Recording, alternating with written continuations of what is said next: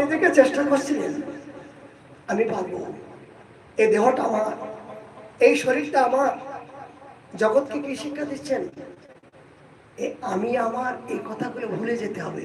দ্রৌপদী নিজেকে চেষ্টা করছিলেন আমি পারবো সামলাতে, কিন্তু যখন সর্বশেষ আর পারলেন না, তখন বিপদে মধুসূদন আশ্রয় গ্রহণ করলে, রক্ষা করো মধুসূদন, শ্রীহরি মধুসূদন রক্ষা করো, এই দুহাত উঁচু করে যখন সমর্পণ করলেন, ভগবান কৃষ্ণ জনার্দন থাকতে পারলেন না, পিছনে গিয়ে দ্রৌপদীর কাপড়টা ধরলেন।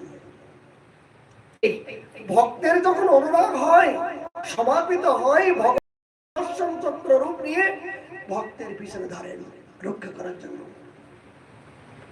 কি বললেন? রে দুষ্ট দুর্যোধন,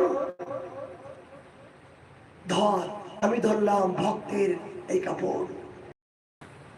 তুই যদি অনন্ত অনন্ত কাপড় নিয়ে টানাচ্ছিস, তাহলে আমার দ্রৌপদীর কিঞ্চিত পরিমাণ অপমান করতে